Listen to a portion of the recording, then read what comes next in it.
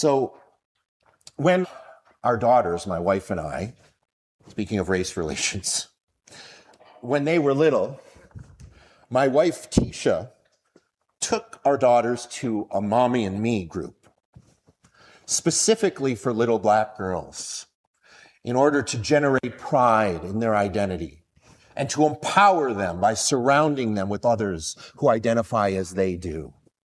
And at one of those very first meetings of that Mommy and Me group for little black girls, the group leader called out enthusiastically, "All the proud little black girls, raise your hands." And every hand shot in the air, except the two belonging to my daughters. They just sat there. And when Tisha told me the story, she said at first she felt embarrassment. But quickly that embarrassment gave way to something much more important: awareness. It became clear that our daughters were still forming a sense of who they were, how they understood themselves, and how the world was going to understand them, whether they were ready for it or not. Honestly, at that age, the only identity guaranteed to get my daughter's hands in the air would have been, "All princesses, raise your hands." At that stage of development, Ariel and Tiana were doing far more for identity formation than we were. You'd think they would have identified with Tiana on more than just the level of princess, but regardless. Tisha and I were quite clear, Tisha is my wife, that in this country especially, it is essential that our girls understand themselves as black. Not only as a matter of pride, but as a matter of survival. Because no matter how complex their heritage is, no matter how many boxes they can check on a census form, or even how they present to the world, there are others who will identify them as black. And everything this society projects onto black bodies, its fears, its stereotypes, its violence, its hopes, will at some point be projected onto them, onto theirs. So to try and ignore that would be irresponsible. I'm saying this because I want to communicate that identity matters. Despite what people mean when they criticize identity politics, identity is not a side issue. How we identify ourselves, how we identify one another, it directly shapes how we are treated. It shapes how we are heard. It shapes how safe we are. It shapes whose lives are considered expendable. Identity shapes law. It shapes medicine. It shapes education. Identity shapes whose grief is public and whose is ignored. And as we have seen this past few weeks, your political identity alone can determine if your life is at greater risk. But identity, it does not belong only to individuals. It belongs to communities too. And I came face to face with this reality very quickly when I began my ministry here. Early on, people approached me to talk about our name, specifically about considering and even removing the word church as an identity marker. And I want you to know on a personal level, I understood that immediately. As a Jewish, atheist, Unitarian Universalist, for those, that's an inside joke for those who were here last night, who spent most of his life being taught that churches were places you did not go unless someone had died or someone had married into the family. I felt this deeply, this disconnection from the word church. If I had come home as a child and casually announced, "Good news, everyone, I'm going to church," I would have been, as they say in Anglified Yiddish, hacken de Chinik, to return back to the synagogue so fast there would not have been time to let the bread rise. Obscure Yiddish reference, biblical reference. Check. Okay. Suffice to say, my family would have been none too supportive. And I know I'm not alone. There are people here who were hurt by churches, by theology that shamed them, by institutions that excluded them, by leaders who abused power. There are atheists and there are humanists who don't recognize themselves in religious language at all. There are people of other faiths who, like me, were raised to hear the word church and instinctively think, that's not for me, that's not for us. For many, the word doesn't feel like an invitation. It feels like a warning label almost. So at first, I did lean toward letting the word go. But as the renaming process unfolded, I realized something important. We weren't debating a branding strategy. We were doing something that was much more sensitive. It was much more difficult. We were exploring our collective identity. An identity that does not belong to any one person, not to the founding members, not to the newest visitors, and certainly not to the minister. I was also reminded, sometimes uncomfortably, that for many people, the word church provides comfort. For some, it is not a warning label, it is actually a refuge. It carries memories of family, of music, of community, of moral grounding. For many, church is the word that finally says, this is the place I've been looking for. All people who relate to church sit on this side, all people who don't sit on, no, I'm just kidding. And both of these realities are true. There are people who will never walk into something called a church, no matter what we do. There are people who are only looking for something called a church. And there are people like me who want a community of like-minded individuals and who do research to find a good fit and who would consider joining us regardless or in spite of the word church. Identity is complex, always. It cannot be captured by a single word. But since, just as society will see my daughters as Black, the world will call us something. They will see us as something. And we must also call ourselves something.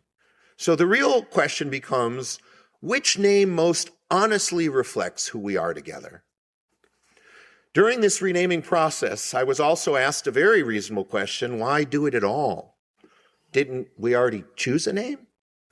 The answer is yes. And also, we are an ever-evolving congregation and faith. We are a living tradition. We are constantly in discernment and in a process of growth. This is one of the things that makes us unique from traditional faith practices. And as a matter of fact, this is one of the things that attracts people to Unitarian Universalism, that we're constantly evolving. People come and go. Context changes. Language evolves. Values evolve, and they deepen.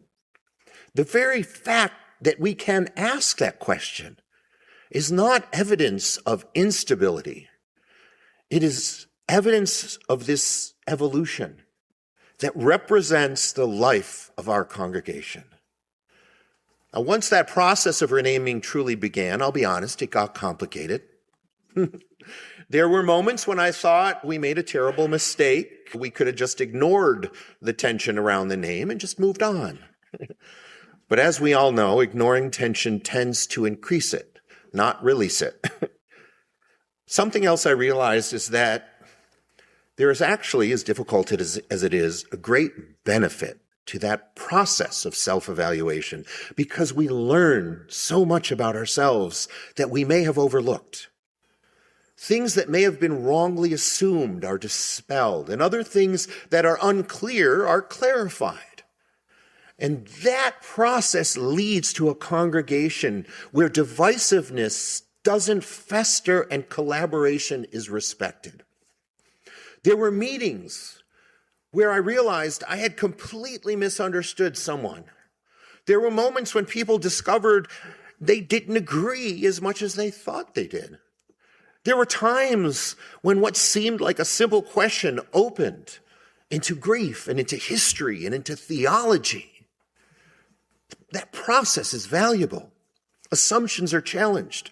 Unspoken tensions surface. Commitments clarified. Values were named out loud.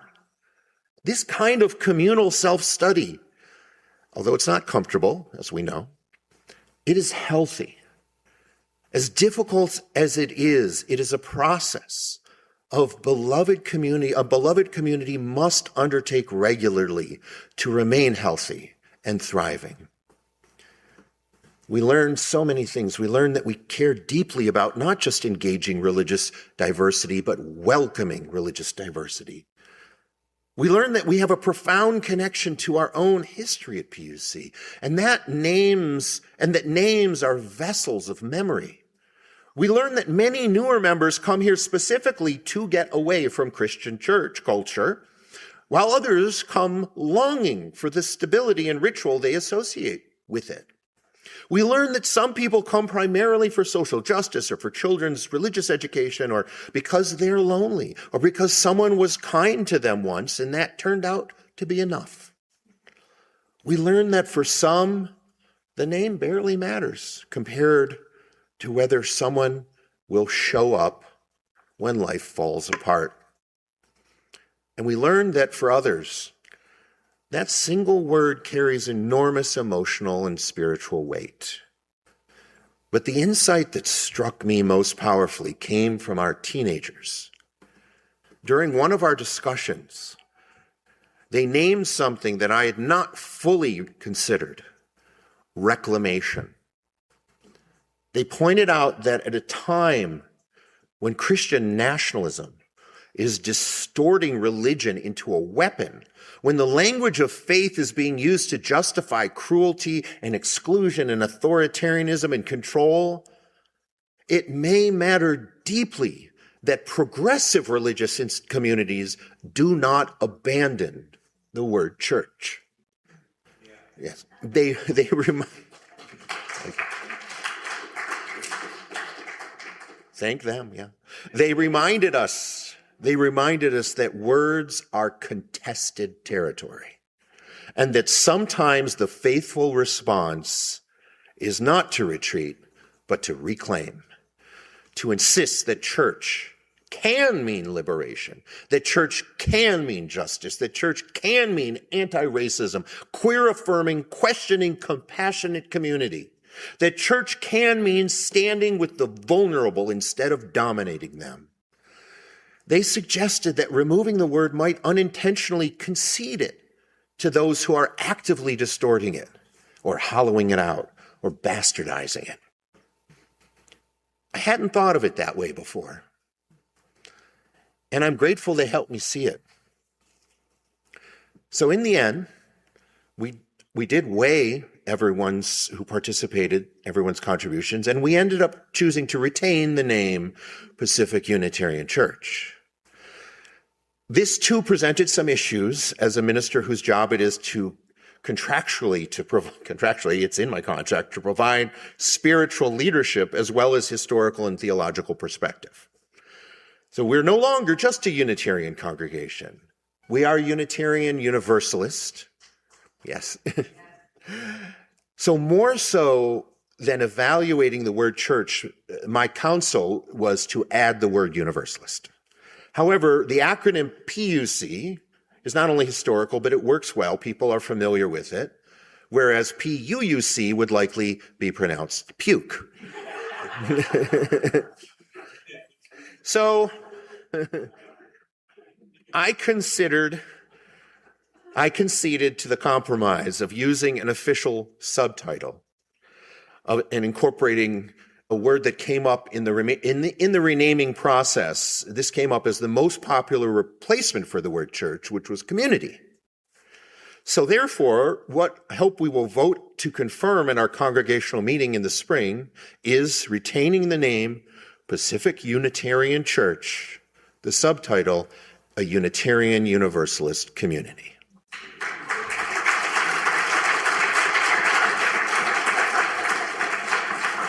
Thank you. Starring Pastor Joshua.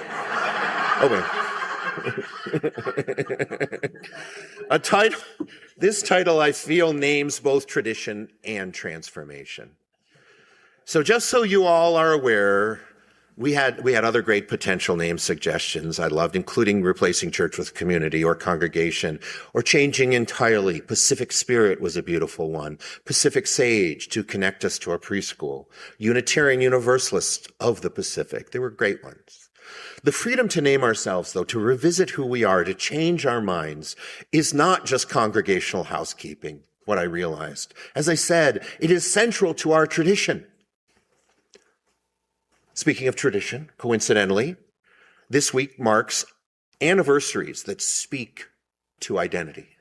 As Leanne mentioned, in 1568, the Edict of Torda declared, for the first time in European history, that multiple religions could legally coexist, that preachers could be freely chosen, and that they could preach and that no one could be punished for their beliefs or jailed.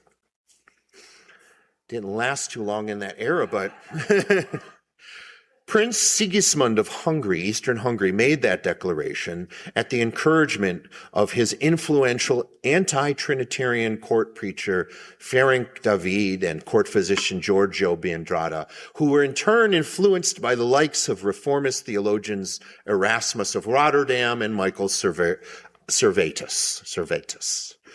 in the area which was Transylvania.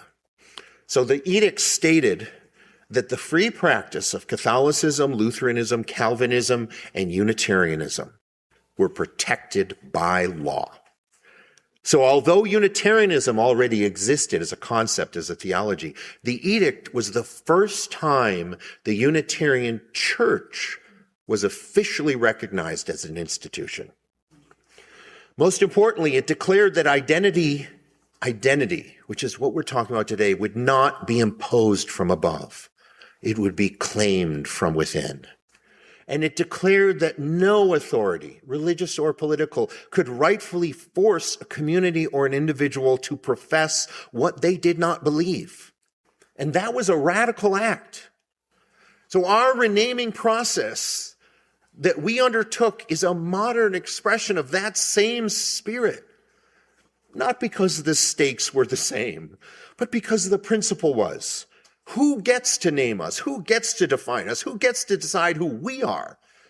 My daughters have claimed their identity and are claiming it, and they will continue to renegotiate that as the world meets them and as they meet the world.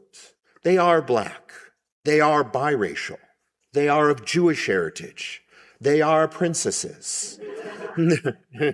They are whatever they will become, and all of those things at once. And none of those truths cancels the others.